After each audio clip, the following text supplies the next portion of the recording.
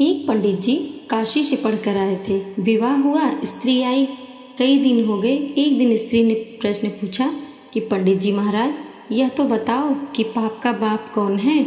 पंडित जी पोथी देखते रहे पर पता नहीं लगा, उत्तर नहीं दे सके।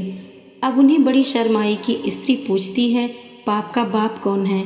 हमने इतनी पढ़ाई की पर पता नहीं लगा पाने से वे बहुत शर्मिंदा हुए। वे वापस काशी जाने लगे। मार्ग में ही एक वेश्या रहती थी। उसने सुन रखा था कि पंडित जी काशी पढ़कर आए हैं। उसने पूछा, कहाँ जा रहे हैं महाराज? तो वे बोले, मैं काशी जा रहा हूँ। काशी क्यों जा रहे हैं? आप तो पढ़कर आए हैं। तो बोले, क्या करूँ, मेरे घर में मेरी स्त्री ने मुझसे प्रश्न पूछा कि पाप का बाप कौन है। मुझे उत्तर देना नहीं आया। अब पढ़ाई करके देखूंगा कि पाप का बाप कौन है।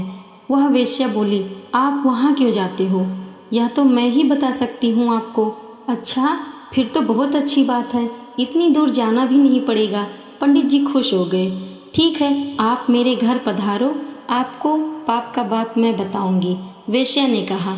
अमावस्या के एक दिन पहले पंडित जी महाराज को अपने घर बुलाया। 100 रुपया सामने भेंट दे दिए और कहा कि महाराज, आप मेरे यहाँ कल भोजन करो। पंडित जी ने कहा, क्या हर्ज है, कर लेंगे। पंडित जी के लिए रसोई बनाने का सब सामान तैयार कर दिया। अब पंडित जी महाराज आ गए और रसोई बनाने लगे तो वह बोली, देखो, पक्की रसोई तो आप पाते ही हो, कच्ची रसोई हर एक के हाथ की नहीं पाते। पक्की रसोई मैं बना दूं, आप पा लेना। ऐसा कहकर 100 रुपये पास में रख दिए।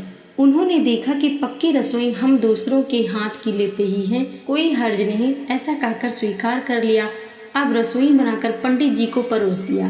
100 रुपये और पंडित जी के महाराज के सामने रख दिए और नमस्कार करके बोली, महाराज, जब मेरे हाथ से बनी रसोई आप पा रहे हैं तो मैं अपने हाथ से ग्रास दे दूं। हाथ तो वही ही है जिनसे मैंने रसोई बनाई थी। पंडित जी तैयार हो गए। उसने ग्रास को मुंह के सामने किया और ज्यों ही ग्रास लेने के लिए पंडित जी ने मुंह खोला, त्यों ही वेश्या ने एक जोरदार थप्पड़ पंडित जी को मारा और बोली, अभी तक आपको ज्ञान नहीं हुआ? खबरदार, जो मेरे घर का एक भी अन्न खाया तो आप जैसे पंडित को मैं धर्म भ्रष्ट नहीं करना चाहती।